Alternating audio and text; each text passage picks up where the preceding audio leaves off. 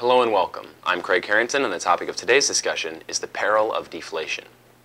There's no denying the fact that the United States economy is currently caught in one of the worst downward spirals in its history. You can call this prolonged downturn a recession, you can call it a depression, you can call it what you like, but there's no denying the fact that our economy is going downhill and going there quickly. Most Americans have been familiarized with one of the enemies of a stable economy, inflation. Inflation occurs when the money supply increases, prices increase, and the value of every dollar you hold is sapped. What most Americans are less acquainted with is perhaps a more perilous danger to our economy. That danger would be deflation.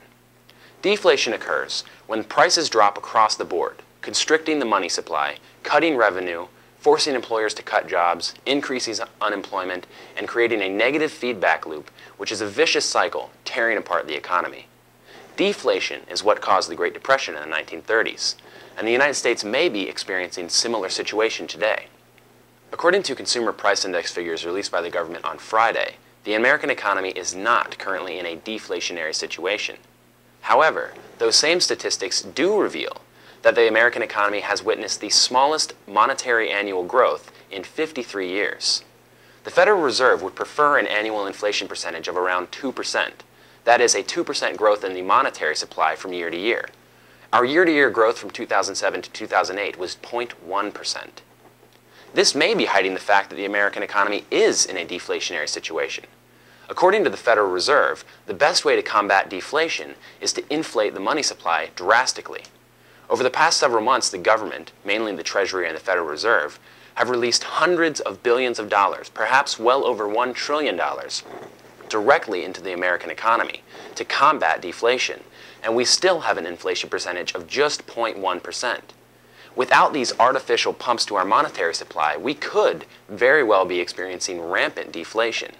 Unfortunately, because of the government's actions, those numbers have been wiped out. There are two ways to combat deflation. One way is the way currently being entailed by the government, is increasing the money supply drastically. The other way is increasing employment. Right now, the best solution for the American economy would be to create jobs. As of January 2008, there were almost 5 million people in the United States claiming unemployment benefits from the federal government. Those numbers have increased drastically since 2007 and 2006, and there is only prospects for them to grow even further in the future.